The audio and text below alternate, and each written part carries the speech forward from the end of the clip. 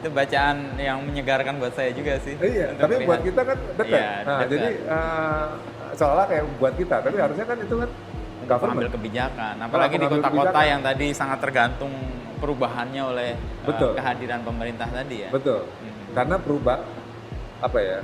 government sekarang menurut saya harus servicing. Which is dari dulu sebenarnya Iya, ya. Tapi maksudnya Benar-benar servicing lah. Iya, istilahnya. customer Nggak sekedar service ya. lip Iya, service betul. aja ya. Betul. Tapi di perubahan di politik sekarang kan kelihatan nih Mas, ada anak-anak muda yang juga muncul. Meskipun ya banyak suara-suara sih, anak muda, anaknya siapa. Tapi Iya. juga di kementerian sih ada anak-anak muda. Mas Handoko lihat ini harapan yang memungkinkan tadi wacana-wacana yang tadinya masih jauh dari elit itu bisa muncul dan diterima. Saya terus terang, saya pribadi agak, bukan karena saya udah nggak milenials ya, tapi saya agak risih dengan di Indonesia ada pembagian millennials, non millennials gitu ya. ya. Generasi millennials gagal atau katakanlah milih di kabinetnya ada millennialsnya, nggak ada millennials, karena menurut saya udah usang juga. Karena Kategori bahaya itu juga. ya. Bahaya juga kenapa? Ketika millennials ini gagal.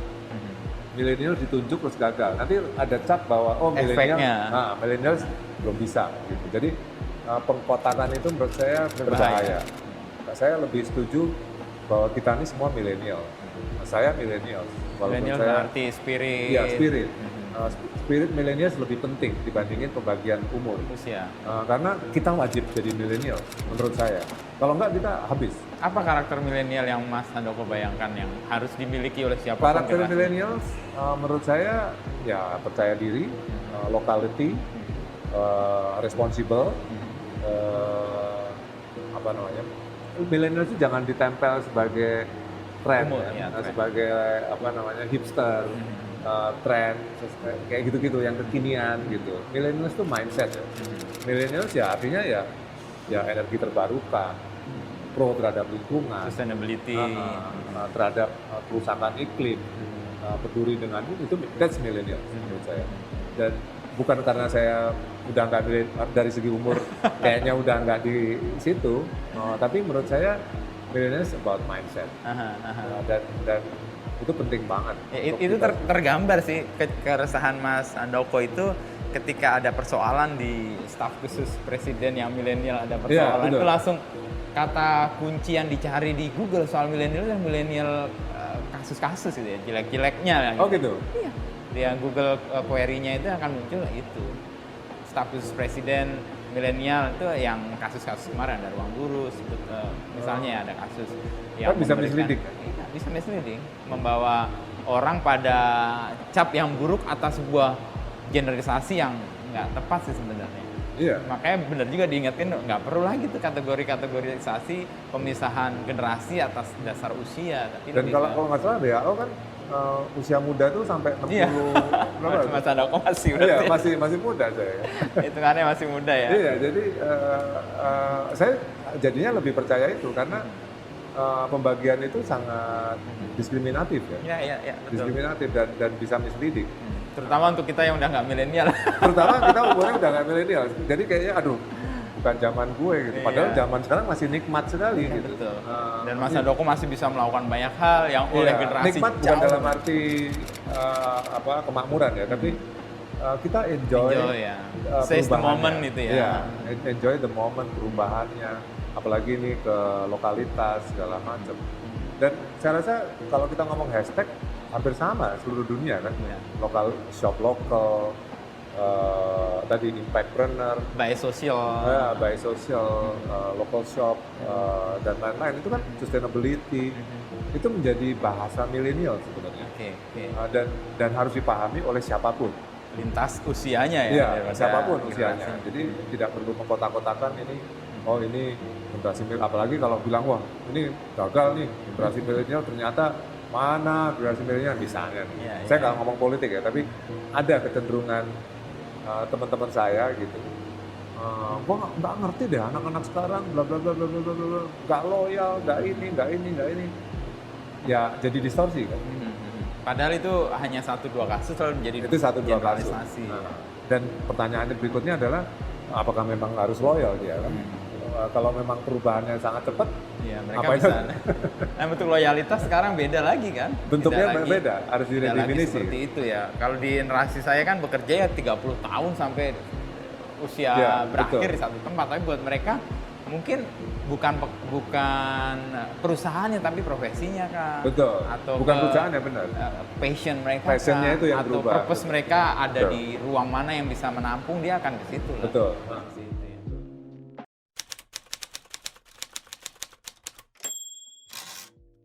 Menyambung kisah Handoko, Faisal Rohmat menemukan strategi baru untuk mempromosikan produknya. Faisal membawa Pos Indonesia untuk memiliki ikon, Pos Blok. Bekerja sama dengan Handoko, Faisal menjadikan aset properti Pos Indonesia sebagai arena terbuka tempat masyarakat bisa berekspresi. Ternyata langkah ini ampuh bagi Pos Indonesia untuk tingkatkan lagi perhatian kepada perusahaan tua milik negara ini.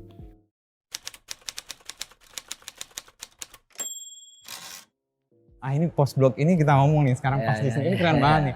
10 Oktober lalu pembukaan dan jadi sesuatu yang dipercakapkan lah.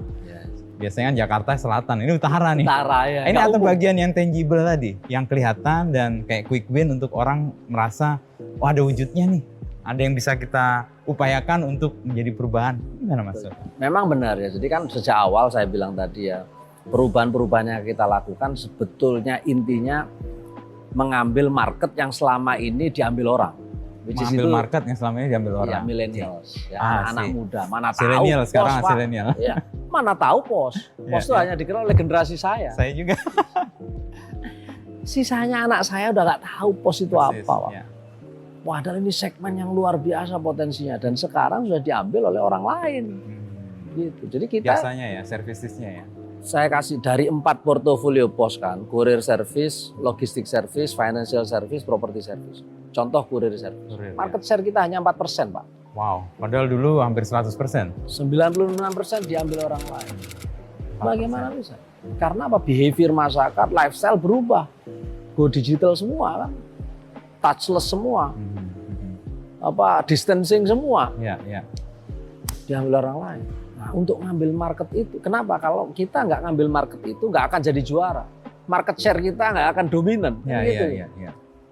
Oke, produk sudah diciptakan, mobile app sudah dibikin, platform sudah agile, sudah fleksibel, sudah cepat ngikuti perkembangan zaman, pelayanan sudah disentuh. Cuman ini kampanyenya gimana gitu. Untuk kalau, memunculkan itu jadi percakapan itu ya. Sempat kita berpikiran, kita harus bikin billboard di Jakarta. Ini sempat hampir itu Mas. Jadi kita mau, ini kalau nggak ada yang tahu perubahan yang kita lakukan. Kayak Muspro gitu. Percuma, Sia-sia. 9 bulan gedebak-gedebuk gini siang malam tapi nggak ada yang tahu gitu. Tapi billboard nggak dipilih jadinya. Nah itu akhirnya, ini kalau mahal Pak. Mahal. Satu mahal, kedua pandemi siapa yang menonton kan gitu. Jadi ini harus viral. Kita coba Pak, kita coba hire marketing untuk membuat inilah di Instagram, TikTok, Facebook, Twitter udah kita bikin Pak. Gimana? Tetap nggak nendang. Ini jadinya. Akhirnya ini kalau kita sendiri Pak udah mahal, kita sendiri yang keringetan gitu, tapi tetap aja orang nggak baik gitu ya. Nah, ini akhirnya Kolaborasi. Ya sudah, akhirnya saya M-Block itu. Oke. Terus terang aja. Handoko ya Mas Yako. Mas Handoko, wah ini kayaknya M-Block cocok pas ngobrol sama Handoko. Hanya sekali presentasi Handoko ke saya. Ide awalnya gimana tuh? Dari Mas Faisal? Atau... Ya idenya tadi saya prihatin sekali. Sorry itu sih ya. Aset kita ini tiap tahun naik terus pajaknya, PBB-nya. Kebayang nggak 3.700, 3 juta meter persegi tanah. Wow. 750.000 meter persegi building seluruh Indonesia. PBB-nya tiap tahun naik terus. Sementara most of it hanya dipakai untuk kantor pos. Yang produktivitasnya sudah rendah. Yang tadi market share kurir cuma 4%. Ya sudah. Wah ini kalau nggak melakukan sesuatu, nggak leverage aset ini, mati kita. Itu bulan apa tuh muncul ide itu? Ya sebetulnya sudah sejak awal, cuma nggak ketemu. Oke. Nggak ketemu bagaimana leverage.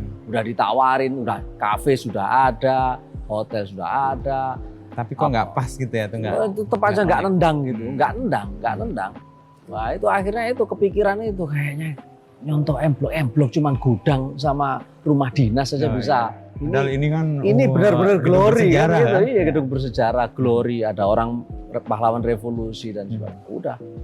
Akhirnya saya ngobrol dengan timnya Mas Handoko. Oke, siapkan presentasi, Pak. Sekali aja presentasi dia, saya lupa. Bulan Februari atau Maret tahun 2021. Iya. Oke. Wah, cepet juga ya. Oh iya, Februari Maret tahun ini dia presentasi sekali aja. Oke, jalan. Skemanya begini, setuju saya. Oke. Jalan udah, langsung mereka bergerak. Kemudian bulan Mei ya kalau nggak salah Mei keluarlah izin IMB. Untuk pembangunan. Ya, Juni fungsi start ulang. construction.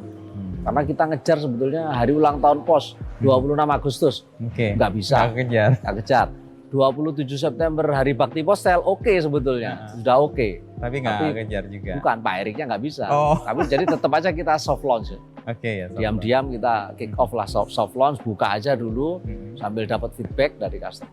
Baru kemarin Tanggal 10 itu ya. Nah ternyata ini efektif ini. Oh, jauh lebih efektif dari billboard tadi. Karena yang memviralkan bukan kita. Iya. Yang memviralkan Netizen. orang lain, netizen. Bahkan jauh lebih efektif dari channel kita sendiri. Dari Instagram post apa yang kita punya banyak channel post sendiri gitu di sosial media. Kalah Pak sama orang lain yang memposting yang foto-foto Ya, natural tadi kita posting. ketemu pagi-pagi orang udah pada kesini kan. Jadi ini kan enak, Ya. gratis ya. Viral gratis. Iya. Makanya terus kayaknya ini ampuh ini. Dikenal anak muda, ingat lagi pos. Nah, harapannya sih kemudian menggunakan jasa pos. Ya. Sebetulnya Oh, jadi idenya dalam lingkup besarnya Pos Blok ini akan jadi tempat di mana orang mengingat lagi Yes. dan melihat lagi jasa dan layanan services. sebetulnya keinginan kita itu ya yang impact-nya harus ke produk dong Mas. Ini kan kayak apa ya? Kayak billboard lah, ganti Oke. billboardnya ini Pos Blok Etalasenya ini, lah, etalasenya gitu. Tapi sebagai awal harapannya, orang jadi tahu Pos Blok. Mahal loh. Saya campaign Pospay, campaign pos aja kan mahal tuh biaya marketingnya. Emangnya ada yang gratis? Nggak ada yang gratis. Even memviralkan di media sosial, bikin bikin itu, bikin gimmick, bikin diskon, bikin kan mahal Pak. Biaya marketingnya mahal. Ya sudah, saya punya aset. Ya udah harus kita maksimalkan. Makanya Pos Blok akan kita bikin di Medan, Bandung, Surabaya. Ini tahun 2022 ya, nambah 3 lagi. Kita nggak tahu lagi what next. Tapi but at least itu. Tapi ya ini hanya salah satu contoh aja Pos Blok.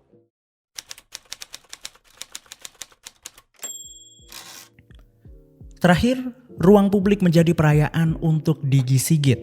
Seniman ini memaknai ruang publik sebagai kanvasnya, dan dia bertanggung jawab untuk itu. Digi Sigit selalu meninggalkan tanda sebagai bukti hormatnya kepada sesama pengguna ruang publik, sehingga karyanya ini bisa dikenal dan diklarifikasi. Berikut kisahnya.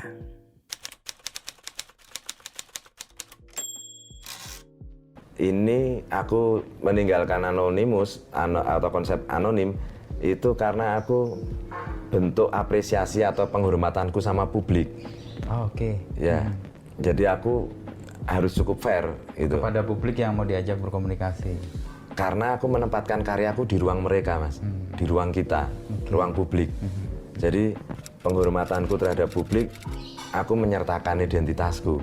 Gitu, itu bagian respekku gitu.